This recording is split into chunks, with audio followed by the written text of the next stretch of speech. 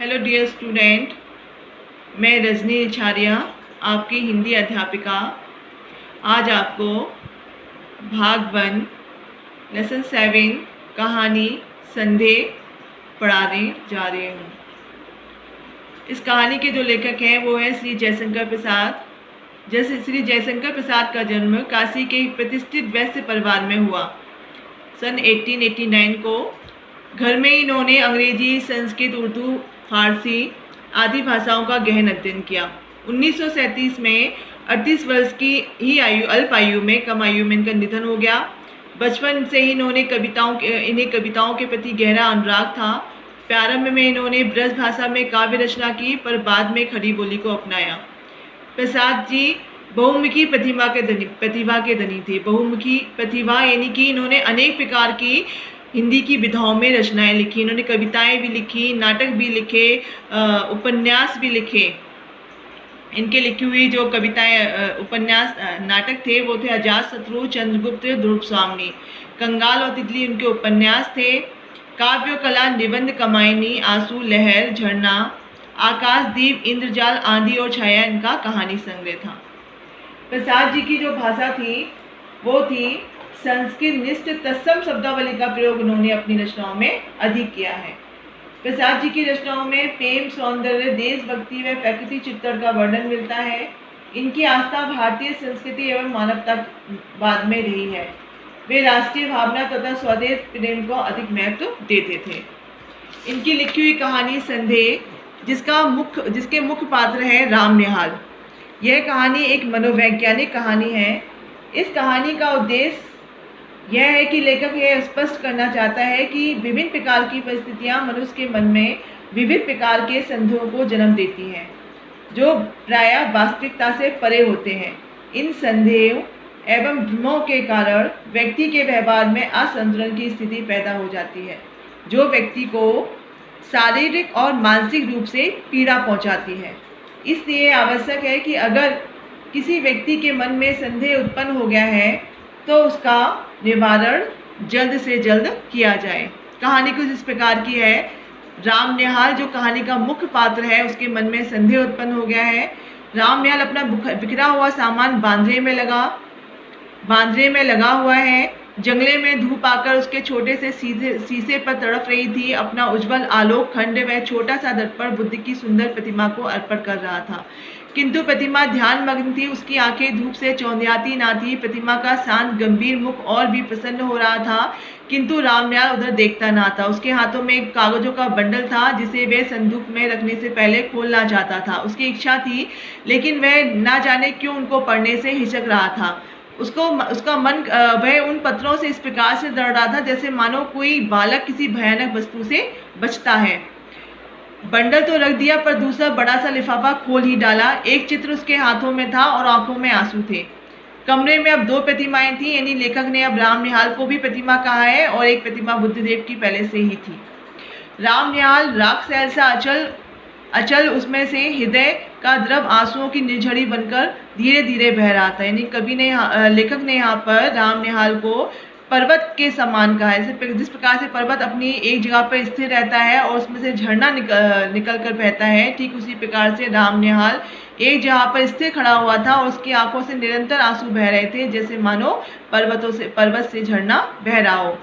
उसी समय किशोरी आकर हल्ला मचाती है, भाभी, अरे भाभी देखा नहीं तूने, राम निहाल रो रहे हैं। श्यामा वहीं खड़ी हो गई और उसके आने पर भी राम निहाल वैसे ही रोता रहा। तो श्यामा ने उसे कहा, निहाल बाबू ने आंखें खोली, क्या है, मुझे क्षमा कीजिए। फिर आंसू पोंछने लगा। श्यामा ने कहा, बात क्या है, मैं भी तो सुनूं, आप इतना दुखी क्यों हो रहे हैं, क्या मुझसे कोई अपराध हो गया है। राम निहाल कहता है, नहीं ऐसी कोई बात नहीं है, मैं रोता हूँ इसमें मेरी ही भूल है, क्योंकि मैं अपने अपराध का प्रायश्चित करना चाहता हूँ। श्यामा जैसे सावधान हो गई, उसने पीछे फिरकर देखा कि किशोरी खड़ी है। श्यामा ने कहा, जा बेटी, कपड़े धूप में फैले हैं, वहीं बैठ। किशोरी चली गई। अब श्यामा जो है राम निहाल की कहानी सुनने के लिए तैयार हो गई। राम निहाल कहने लगा, श्यामा तुम्हारा कठोर व्रत वैधव्य का आदर्श देखकर मेरे हृदय में विश्वास हुआ कि मनुष्य अपनी वासनाओं को दमन कर सकता है। क्योंकि श्यामा एक बाल विधवा स्त्री थी और विधवा होने के बाद उसने अपनी समस्त वासनाओं का दमन कर दिया था, यानी समस्त वासनाओं को अपने नियंत्रण में ले लिया था और अपने हृदय को, यानी अपने मन को आध्यात्म की तरफ मोड़ दिया था। तो उसको देख के राम निहाल कहता है कि मुझे तुम्हें देखकर ये महसूस होता है कि मनुष्य किस प्रकार से अपनी वासनाओं पर नियंत्रण कर सकता है। तुम्हारे सामने बालकों का झुंड हंसता खेलता लड़ता झगड़ता है और तुमने जैसी बहुत सी देव प्रतिमाएं श्रृंगार से सजाकर हृदय की कोठरी को मंदिर बना लिया, किंतु मुझको वह कहाँ मिलता। भारत के भिन्न भिन्न प्रदेशों में छोटा मोटा व्यवसाय, नौकरी और पेट पालने की सुविधाओं को खोजता हुआ जब तुम्हारे घर में आया तो मुझे विश्वास हुआ कि मैंने घर पाया। मैं जब से संसार को जानने लगा तभी से मैं गृहहीन था, यानी कि जो राम निहाल था वो काम की तलाश में उधर उधर भटकता रहता था। लेकिन जब वो श्यामा के पास आया, उसको श्यामा का घर मिला तो उसे लगा कि मुझे वास्तव में अब मुझे जो है एक घर मिल गया है, मुझे एक सहारा मिल गया है। राम निहाल कहता है कि मैं चतुर था, इतना चतुर जितना मनुष्य को ना होना चाहिए, क्योंकि मुझे विश्वास हो गया कि मनुष्य अधिक चतुर बनके अपने को अभागा बना लेता है और भगवान की दया से वंचित हो जाता है। ये बात बिल्कुल ठीक है कि अगर हम अपने आप को जरूरत से ज़्यादा चालाक समझते हैं तो हम जो है भगवान की कृपा से भी वंचित हो जाते हैं। राम निहाल कहता है कि मेरी महत्वाकांक्षा यानी कि जो बड़ा बनने की जो इच्छा है उसको लगातार बराबर इधर से उधर भगाते रहे। वह अपने भाग्य को धोखा देता रहा, यह भी मेरा पेट भर देता। कभी कभी उसे ऐसा मालूम होता कि वह दाब बैठा कि मैं अपने आप पर विजय हुआ, मैं सुखी होकर संतुष्ट होकर चैन से संसार के कोने में बैठ जाऊंगा, किंतु यह सब उसकी एक मिग मिरीचका थी।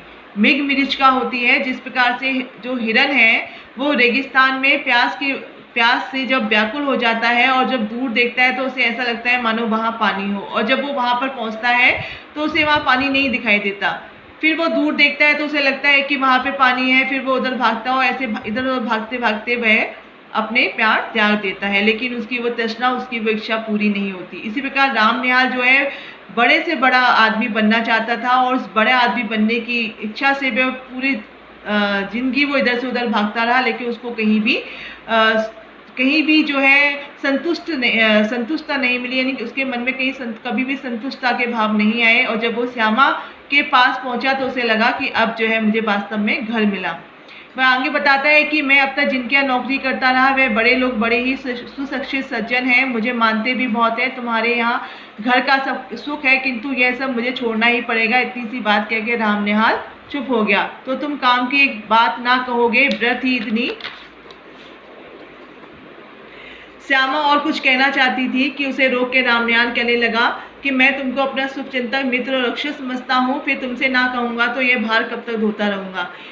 वह अपनी कहानी बताता है। आगे वह बताता है कि ये चैत्र है हाँ ठीक, कार्तिक की पूर्णिमा थी। मैं कामकाज से छुट्टी पाकर संध्या की शोभा देखने के लिए दशामेध घाट पर जाने के लिए तैयार था कि ब्रजकिशोर बाबू यानी जिनके यहाँ राम निहाल काम करता था, उन्होंने कहा कि तुम तो गंगा किनारे टहलते जाते हो, आज मेरे एक संबंधी आ गए हैं, उन्हें भी एक बजरे पे बिठा के, बजरे यानी एक बड़ी नाव पर बिठा कर घुमाने ले जाओ, मुझे यहाँ छुट्टी नहीं है। मैंने स्वीकार कर लिया, ऑफिस में बैठा रहा। थोड़ी देर में भीतर से एक पुरुष के साथ एक सुंदर स्त्री निकली और मैं समझ गया कि मुझे इन्हीं लोगों के साथ जाना होगा। ब्रजकिशोर बाबू ने कहा, मान मंदिर घाट पे बजरा ठीक है, निहाल आपके साथ जा रहा है, कोई असुविधा ना होगी, इस समय मुझे क्षमा कीजिए, आवश्यक काम है। पुरुष के मुंह पर की रेखाएं कुछ तन गई। इन्हें पुरुष को ब्रजकिशोर की बात सुनकर थोड़ा सा क्रोध आ गया, लेकिन स्त्री ने कहा, अच्छा है, आप काम कीजिए, हम लोग तब तक घूम आते हैं। हम लोग मान मंदिर पहुंचे। बजरे पर चांदनी बिछी थी, यानी चांदनी रात थी जिस समय वो लोग घूमने गए थे। पुरुष मोहन बाबू जाकर ऊपर बैठ गए। पैडी लगी थी। मनोरमा को चढ़ने में जैसे डर लग रहा था। मैं बजरे के कोने में खड़ा था। हाथ बढ़ा के मैंने कहा, आप चले आइए, कोई डर नहीं। उसने हाथ पकड़ लिया। ऊपर आते ही मेरे कान में उसने कहा, मेरे पति पागल बनाए जा रहे हैं, कुछ है भी, तनिक सावधान रहिए, नाव की बात है। मैंने कह दिया, कोई चिंता नहीं, किंतु ऊपर जाके बैठ जाने पर भी मेरे कानों के समीप उस सुंदर मुख का सुरभित निश्वास अपनी अनुभूति दे रहा था। मैंने मन को शांत किया। चांदनी निकल आई थी। घाट पर आकाश दीप जल रहे थे। आकाश दीप और गंगा की धारा में छोटे छोटे दीपक भी बहते हुए दिखाई दे रहे थे। आकाशदीप का मतलब, जब पहले जो है लाइट की व्यवस्था नहीं थी, तो बांस के डंडे होते थे, उनको नदियों के किनारे घाट पर गाड़ दिया जाता था और उसके ऊपर लालटेन जला दी जाती थी, और वो लालटेन जलती थी, जिससे घाट पर जो है प्रकाश रहता था, रोशनी रहती थी। उनको कहा जाता था आकाशदीप। मोहन बाबू की बड़ी बड़ी गोल आंखें और भी फैल गई। उन्होंने कहा, मनोरमा देखो, इस दीपदान का क्या अर्थ है, तुम समझती हो? गंगा जी की पूजा और क्या? मनोरमा ने कहा, यही तो मेरा और तुम्हारा मतभेद है। जीवन के लघुद्वीप को अनंत की धारा में बहा देने का यह संकेत है। इतनी सुंदर कल्पना कह के मोहन बाबू जैसे उच्छ्वसित हो उठे। उनकी शारीरिक चेतना मानसिक अनुभूति से मिलकर उत्तेजित हो उठी। मनोरमा ने मेरे कानों में धीरे से कहा, देखा ना आपने? मैं चकित हो रहा था। बजरा पंचगंगा घाट के समीप पहुंच गया था। तब हंसते हुए मनोरमा ने अपने पति से कहा, और यह बांसों में जो टंगे हुए दीपक हैं, उन्हें आप क्या कहेंगे?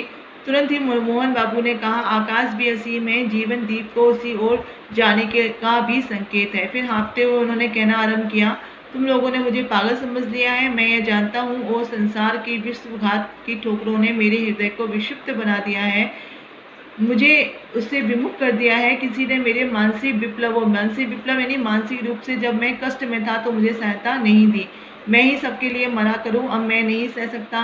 मुझे अकपट प्यार की आवश्यकता है। जीवन में वह कभी नहीं मिला। तुमने भी मनोरमा, तुमने भी। अर्थात जो मोहन बाबू है वो अपनी पत्नी से ये कहते हैं कि तुमने मुझे कभी भी अकपट प्यार, निश्चल प्यार नहीं दिया है, और जब मैं मानसिक रूप से परेशान था तो किसी ने मेरी सहायता नहीं की है। मनोरमा अपने पति मोहन बाबू की बात सुन के घबरा जाती है और वो कहती है, चुप रहिए, आपकी तबीयत बिगड़ रही है, शांत हो जाइए। मोहन बाबू कहते हैं, क्यों शांत हो जाऊं? रामनियाल को देखकर चुप रहूं? वह जान जाए, इसमें मुझे कोई भय नहीं। तुम लोग छिपाकर सत्य को छलना क्यों बनाती हो? छलना यानी कि सत्य को छिपाना, सत्य का सामना ना करना। मोहन बाबू के श्वासों की गति तीव्र हो उठी। मनोरमा ने हताश भाव से मेरी ओर देखा। वह चांदनी रात में विशुद्ध प्रतिमा से निश्चेष्ट लग रही थी। निश्चेष्ट मतलब जिसमें किसी प्रकार की कोई भी हलचल ना हो। मैंने सावधान होकर कहा, माझी। माझी यानी कि जो नाव चलाने वाला होता है उसको बोलते हैं माझी। माझी, अब घूम चलो। कार्तिक की रात चांदनी से शीतल हो चली थी। नाव मान मंदिर की ओर घूम चली। मैं मोहन बाबू के मनोविकार के संबंध में सोच रहा था। मनोविकार यानी कि उस समय जो मोहन बाबू के मन में जो विचार आ रहे थे उसके बारे में रामनिहाल सोच रहा था।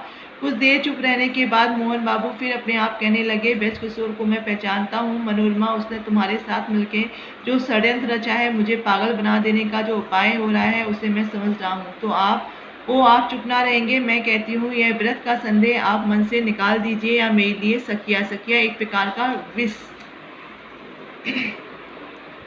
स्वस्थ होकर बड़ी कोमलता से मोहन बाबू कहने लगे, तुम्हारा अपमान होता है, सबके सामने मुझे ये बात ना कहनी चाहिए, मेरा अपराध है, मुझे क्षमा करो मनोरमा। सचमुच मनोरमा के कोमल चरण मोहन बाबू के हाथ में थे। वह पैर छुड़ाती हुई पीछे खिसकी। मेरे शरीर से उसका स्पर्श हो गया और वह शुद्ध और संकोच में ऊप का मतलब होता है आशा और निराशा की भावनाओं से घिरी हुई रमणी यानी स्त्री जैसे किसी का आश्रय पाने के लिए व्याकुल होती है। मनोरमा ने दीनता से मेरी ओर देखते हुए कहा, आप देखते हैं ना? सचमुच में वे देख रहा था। गंगा की घोर धारा में वज्रा फिसल रहा था, नक्षत्र बिखर रहे थे और एक सुंदर सी युवती मेरा आश्रय खोज रही थी।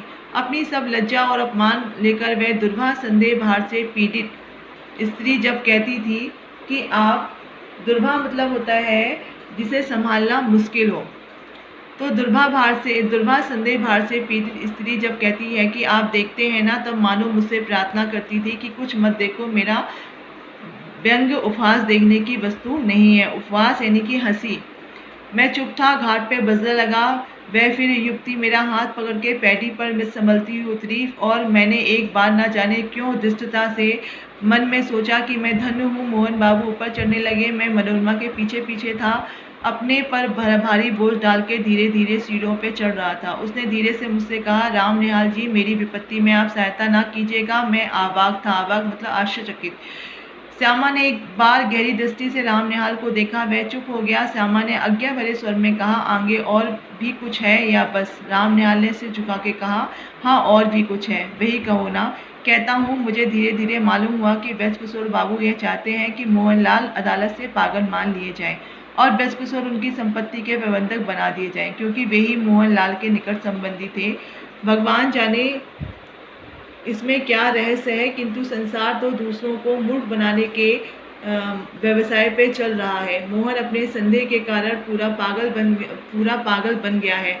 तुम जो ये चिट्ठियों का बंडल देख रही हो वह मनोरमा का है। राम निहाल फिर रुक गया। श्यामा ने फिर तीखी दृष्टि से उसकी ओर देखा। राम निहाल कहने लगा, तुमको भी संदेह हो रहा है सो ठीक ही है, मुझे भी कुछ संदेह हो रहा है। मनोरमा क्यों मुझे इस समय बुला रही है? अब श्यामा ने हंस के कहा, तो क्या तुम समझते हो कि मनोरमा तुमको प्यार करती है और वह दुष्श्रद्धा है? दुष्श्रद्धा मतलब बुरे चरित्र वाली स्त्री। श्री राम निहाल, यह तुम क्या सोच रहे हो?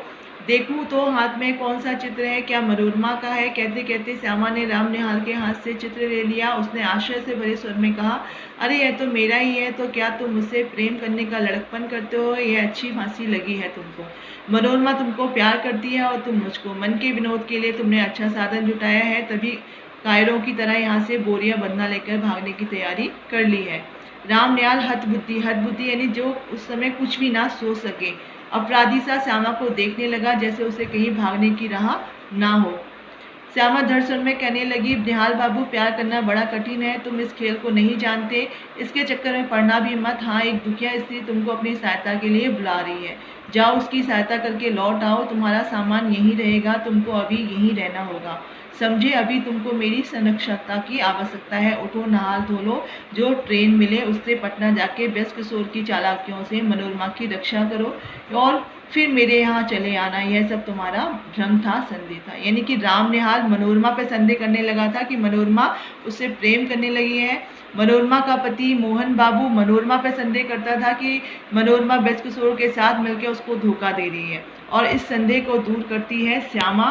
राम निहाल को समझाती है कि मनोरमा तुमसे प्रेम नहीं करती, बल्कि वह पत्र को भेज के तुमसे उसके और उसके पति के बीच में जो संदेह उत्पन्न हुआ है उसको खत्म करने में तुम्हारी सहायता मांग रही है, और तुम्हारे मन में जो एक भ्रम और संदेह उत्पन्न हो गया है उसको दूर कीजिए।